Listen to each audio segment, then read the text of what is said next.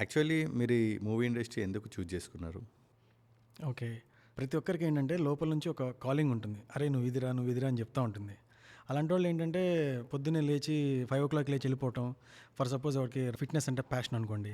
ఉదయాన్నే లేచి రన్నింగ్ చేసుకుంటూ వెళ్ళిపోతుంటాడు. అరే! మంచి నిద్ర రా, ఎందుకంటే నాకు ఫిట్‌గా కనపడడం ఇష్టం. ఐయామ్ ప్యాషనేట్ అబౌట్ రన్నింగ్ అని ఎవరు చెప్పకుండా, ఎవరు దానికి చూసి మార్కులేయడం, అబ్జర్వ్ చేయడం ఏం ఉండదు. వాడు లేచి వెళ్ళిపోతూ ఉంటాడు. ఇంకొకడు మార్నింగ్ 3:00 లేచి ఏదో ఫస్ట్ షోకి వెళ్ళిపోతాడు. ఫస్ట్ బెనిఫిట్ షో అనేస్తారు, దానికి వెళ్ళిపోతాడు.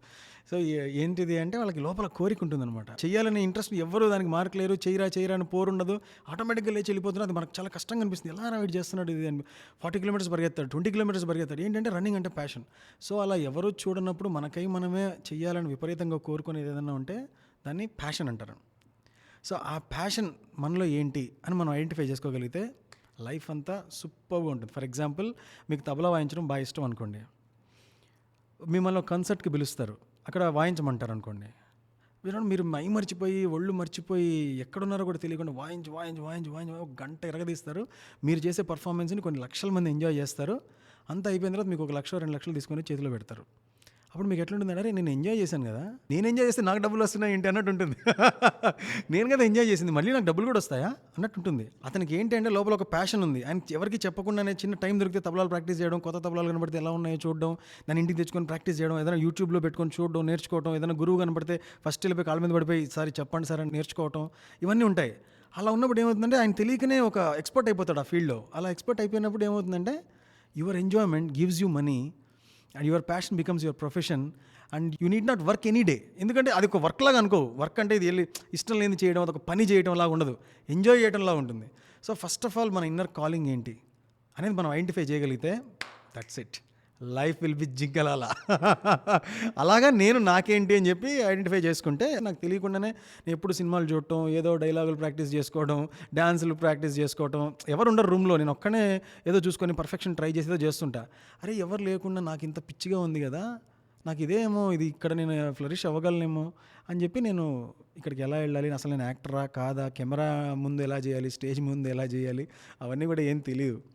ఇష్టం ఉంది, అది ఎంత కష్టమైనా నేర్చేసుకుంటాం, ఆటోమేటిక్గా అప్డేట్ అయిపోతూ ఉంటాం అంతే అని ఒక నమ్మకంతో నేను యాక్టర్ అవుతాను అని చెప్పి నేను నిర్ణయించుకున్నా. ఇక్కడికి వచ్చాక తెలిసింది నాకు యాక్టింగ్ రాదని అర్థమైంది. ఫస్ట్ కెమెరా పెట్టినప్పుడు అర్థమైపోయింది. ఏదో అనుకున్నాంరా, మనం కమల్ హాసన్ యాక్టింగ్ని కూడా కామెంట్ చేసాము, అలా ఎందుకు చేశాడు, ఇలాగే చేయాల్సిందని చెప్పి మనం కమల్ హాసన్ యాక్టింగ్ కూడా కామెంట్ చేసిన వాళ్ళం. మనము కెమెరా పెడితే తెలిసిపోయింది మనకి ఏమీ రాదు, అసలు క్లోజప్ అంటే ఏంటో తెలీదు, వైడ్ అంటే ఏంటో తెలీదు. నాకు నేనే ప్యాకప్ అనుకున్నా, ఇంకా అయిపోయింది, వెళ్ళిపోదాం. యూఎస్లో ఉండేవాడిని కదా, యాక్టింగ్ అంటే ఇంట్రెస్ట్ కొద్ది ఇక్కడ ఇండియాకి వచ్చి కష్టపడి ఒక 1 year తిరిగిన తర్వాత ఒక చిన్న అవకాశం వచ్చింది. అప్పుడు వాళ్ళు కెమెరా పెట్టినప్పుడు నాకు యాక్టింగ్ రాదు, చాలా కష్టంగా ఉంది ఇది, అమ్మో, మనం ఊరికే రూమ్లో సోమర్సాల్ట్లు కొట్టడం అది ఓకే, 100 మంది చూస్తుంటారు, చెప్పాల్సిన డైలాగ్ ఒకలాగా ఉంటుంది, అది డైరెక్టర్ మనకి ఇచ్చి ఇది చెయ్యండి అంటారు, అది మనం వాళ్ళకి తగ్గట్టుగా చేయాలి. మనం ఏదో కోతి వేషాలు వేసుకున్నట్టు ఇంట్లో అద్దం ముందు నిలబడి ఇట్లా ఏదో చేసుకుంటే అదే యాక్టింగ్ అనుకోకూడదు. ఒక రిక్వైర్మెంట్ ఉంటుంది, ఆ రిక్వైర్మెంట్ డైరెక్టర్ మనకి ఇచ్చి ఇలా చేయండి అని అడుగుతారు, ఆయనకు కావాల్సినట్టుగా మనం చేయాలి, ఎంత మోతాదులో కావాలో అంతే డెలివర్ చేయాలి, ఎక్కువ చేయకూడదు తక్కువ చేయకూడదు, ఒక క్యారెక్టర్ పోషించాలి. It's a very big journey.